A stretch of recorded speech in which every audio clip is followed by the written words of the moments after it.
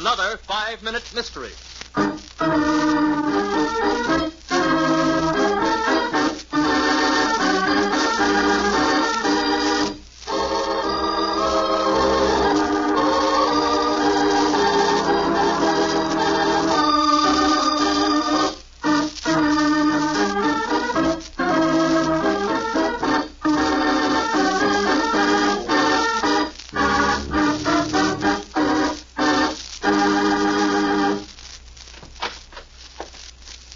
Inspector Dunn, come in. Came as soon as I got your phone call. What's up, Lieutenant? Well, usually Navy intelligence doesn't call in anyone else on a case, but now we're dealing with murder. Uh-huh. Does the name A-92 mean anything to you? A-92. Isn't that the Navy fighter that crashed in the test flight? That's right, Inspector. We of the Navy tackled the job of seeing what went wrong with the plane. That was no accident. It was sabotage. Sabotage? Yes. That means, beside losing a vital aircraft, we also lost a more vital test pilot. Sabotage caused his death, or, to be blunt, murder. That's where I come in. Yes, Inspector. Tell me, Lieutenant, how did the A-92 happen to crash? Well, the plane was pretty well damaged by the time we reached it.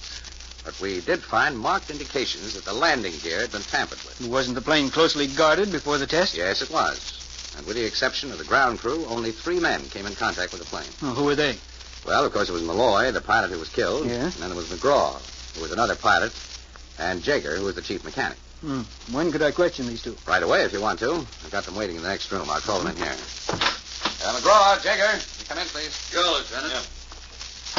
Boys, this is Inspector Dunn. How you doing, gentlemen? Sit down, won't you? McGraw here was to have been the pilot in the test. But he fractured his wrist a few days ago, so Malloy had to take over. You certainly were lucky, McGraw. You could have been in that crash instead of the other fellow.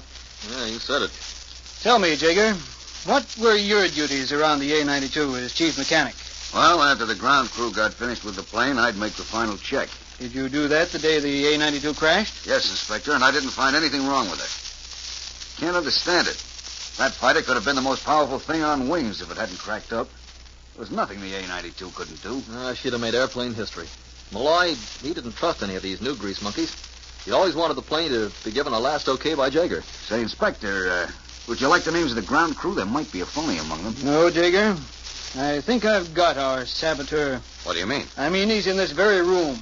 Well, don't just sit there, Inspector. Tell us who he is. Yes. Certainly, gentlemen.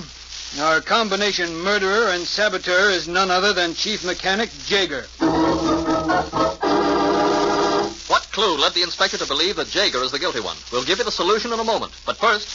And now, back to our story. What, me, a saboteur?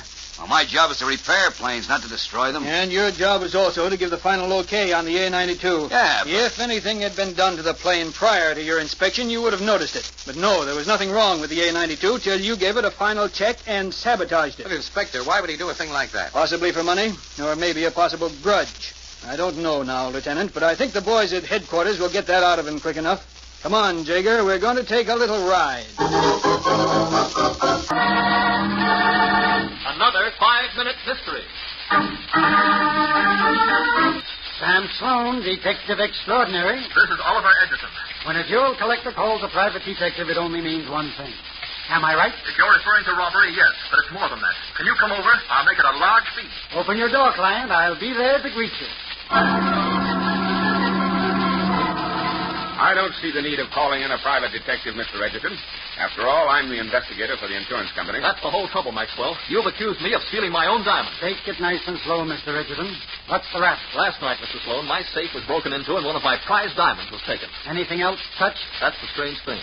Only this one diamond was stolen. You must be dealing with a maniac. Maxwell here is the investigator for the insurance company. He claims he has proof that I stole my own diamond so I could collect the insurance. Well, I have. It's the most preposterous charge I've ever heard. Your company, Maxwell, is just trying to get out of paying me the insurance. What's this proof you claim to have, Maxwell? This morning, after Mr. Edgerton phoned my company to report the robbery, I was sent out to investigate. Never mind the embroidery. What are the facts? I went into the garden and found footprints clearly outlined in the mud. You recall it rained last night. Yeah, I remember. Go ahead. I took plaster casts of the prints. Here they are. Very pretty. What's the next exhibit? See here, Sloan, are you going to permit him to go on with this nonsense? I'm democratic. He's got a right to talk. While Mr. Edgerton was away this afternoon, I went to his bedroom and found this pair of shoes. You can see for yourself that they have mud all over the soles. Watch out, the mud's falling off. My biggest proof is this. The plaster cast I made in the garden this morning fit these shoes exactly. The prints in the garden lead directly to the library, where the safe is located. Those shoes were not in my closet this morning. I looked for them then.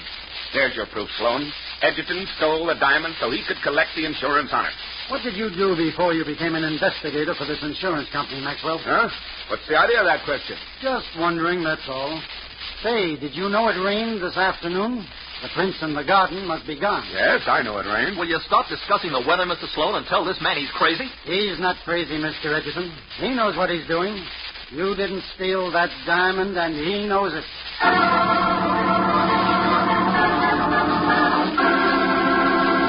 What clue did Sam Sloan discover that proved Edgerton's innocence? In just a moment, we'll know. But first... And now, back to our story. You're talking through your hat, Sloan. Edgerton stole his own diamond. You manufactured your own phony proof, Maxwell. Edgerton's shoes can't possibly be the ones that made those prints in the plastic cast. You see, any good investigator knows that anyone walking in mud makes a bigger impression than that of his shoes. The fact that the shoes and prints match proves that Edgerton never walked in that garden. You got hold of his shoes, made plastic casts, and then put some mud on them to make it look real. You didn't want to pay the insurance, Maxwell, but you'll have to pay a lot more. A comfortable, long jail sentence.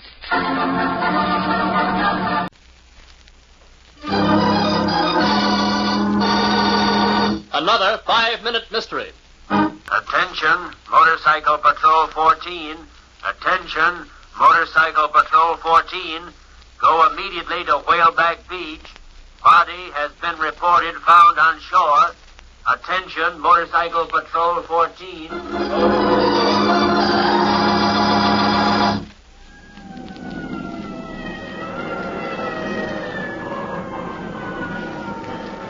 Hey, you! What are you doing down there? I'm the one who called the police. The body's down here. I'll be right down. Now, wait there. Take your time. That hill's pretty steep. Is he dead? I'm afraid so. I've been trying to bring him around. Well, who is he? A neighbor of mine, John Rawlings. What's your name? William Sanders. I live up the beach about a mile.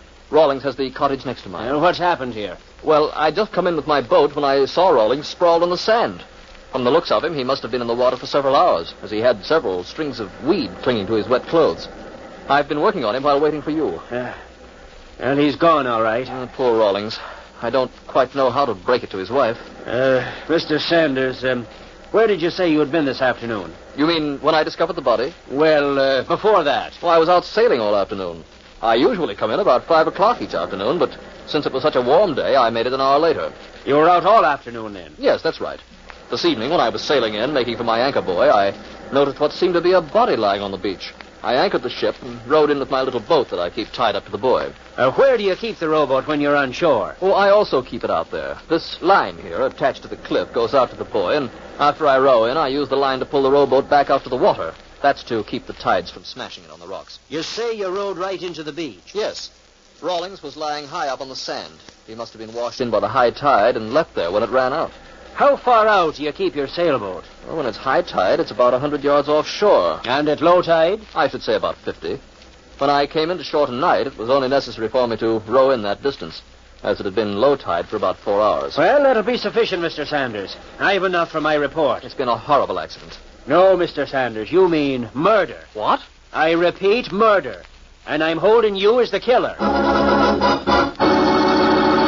What flaw did the policeman discover in William Sanders' story that brands him as the murderer? In just a moment, we'll know, but first... And now, back to our story. Mr. Sanders, your story contained one glaring contradiction that turned it into a confession of guilt. You told me that the body was wet when you found it. Yet just a moment ago, you admitted that the tide had been out for about 4 hours, thus leaving the body lying on the beach for that length of time in the summer sun.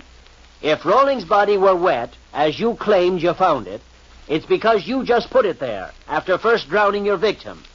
Sorry, Mr. Sanders, but your story sailed off course that time. Your alibi is on the rocks.